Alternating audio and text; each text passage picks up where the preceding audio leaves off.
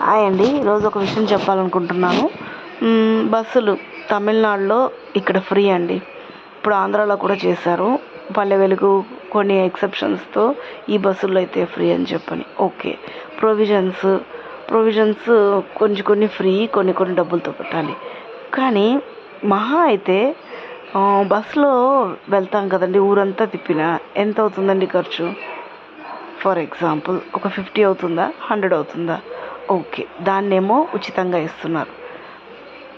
మరి చదువులు అందరూ పుట్టిన ప్రతి ఒక్కరు చదువుకోవాలని చెప్పి ప్రతి ఒక్కరు చదువుకోవాలి. కానీ ఇక్కడ ఏం చేస్తున్నారండి, ప్రతి ఒక్కరు చదువుకోవాలని చెప్పని అది గవర్నమెంట్ చేస్తారండి? చేయరు. కానీ గవర్నమెంట్లో ఏంటంటే పోర్షన్స్ తక్కువ. పోర్షన్స్ ఉంటాయండి, అంత ఒత్తిడి అనేది పిల్లల మీద పడదని నా నమ్మకం.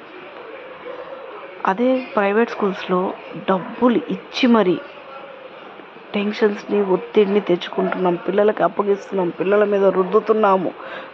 వాళ్ళు మొరాయిస్తున్నా నువ్వు వెళ్ళాల్సిందే, స్కూల్కి లీవ్ పెట్టకూడదు, ఈరోజు లీవ్ పెడితే ఎంతెంత పోర్షన్స్ రాసుకోవాల్సి వస్తుంది, ఎన్ని చదవాల్సి వస్తుంది అని చెప్పని ఎప్పుడో వాళ్ళ భవిష్యత్తు 15 ఏళ్ల తర్వాత, 20 ఏళ్ల తర్వాత ఉండదు. మనం ఇప్పటి నుంచే వాళ్ళ మీద బర్డెన్ వేస్తున్నాం అనిపిస్తుంది. అది డబ్బులతో కొనుక్కొని మహా అయితే టికెట్ ఎంతండి చెప్పాను, 100 రూపాయలు వేసుకుని ఆ 100 రూపాయలు అనేది ఫ్రీగా ఇస్తున్నారు. ఇప్పుడు స్కూల్లో చదివించడం ఎంతండి? ఇక్కడ చెన్నైలో అయితే మాత్రం సిబిఎస్ఈ అయితే మినిమం 90,000 అట్లా ఉన్నాయండి చదువులు. కానీ ఇది వచ్చి మనం కొనుక్కుని మరీ ఒత్తిడి తెచ్చుకుంటున్నాం.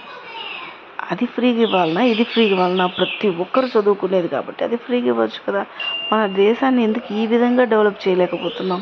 ప్రొవిజన్స్, సరుకులు ఫ్రీగా ఇచ్చేది, బస్సులు ఫ్రీగా ఇచ్చేది, మరేది అసలు ఫస్ట్ ప్రతి ఒక్కరు చదువుకోవాలంటారు, అది ఫ్రీగా అందరినీ ఒకటిగా ఎందుకు చూడట్లేదండి? ఇక్కడ సమాజం అనేది ఆలోచన ఎందుకు రావట్లేదండి? Thank you.